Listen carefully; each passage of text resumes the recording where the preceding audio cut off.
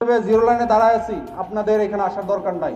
আমি enough BSF কে size করার জন্য। বুঝতে পারছি?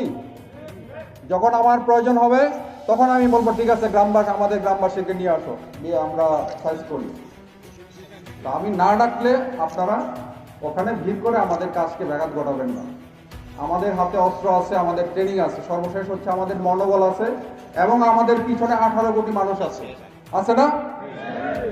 তো 18 কোটি মানুষ থাকতে আমার কি ভয় পাওয়ার কোনো কারণ আছে?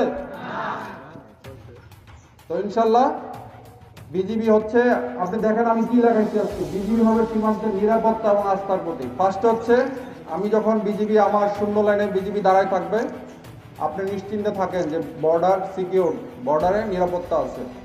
আর আস্থা হচ্ছে আমরা যে কোনো কাজে আপনি আমাকে আমার সাহায্য সহযোগিতা পাবেন, হোক সীমান্ত সম্পর্কিত, হোক অন্য যে কোনো সম্পর্কিত, বিজিবিকে আপনার পাশে পাবেন। একজন বলেছিল চেয়ারম্যান সাহেব যে শিবগঞ্জ থানা অনেক দূরে, এত দূর যাওয়ার দরকার না, আপনার পাশেই আমাদের প্রতি 5 কিলোমিটার দূরে দূরে হচ্ছে আমাদের বিজিবি ক্যাম্প। আমাদের বোলাহাট সহ আমাদের প্রায় 19টা ক্যাম্প আছে বিভিন্ন জায়গায়। তো প্রতিটা জায়গায় এই সীমান্তবর্তী জেলায় আমাদের ক্যাম্প আছে। তো সুতরাং আপনাদের যে কোনো প্রয়োজনে বিজিবিকে আপনারা সাথে পাবেন, পাশে পাবেন, আমি সেই আশ্বাস দিচ্ছি।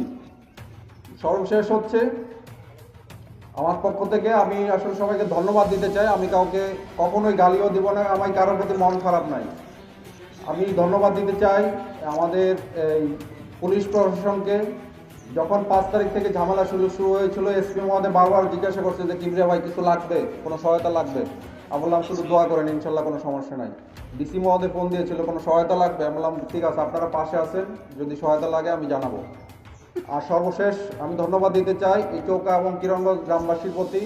আপনারা বিজিবির সাথে ছিলেন, পাশে ছিলেন, এই জন্য আমার অন্তঃস্থল থেকে আমি সবাইকে ধন্যবাদ দিতে চাই। এই শুধু শিবগঞ্জবাসী না, এই পুরো বাংলাদেশের 18 কোটি মানুষ আমাদের বিজিবির সাথে ছিল।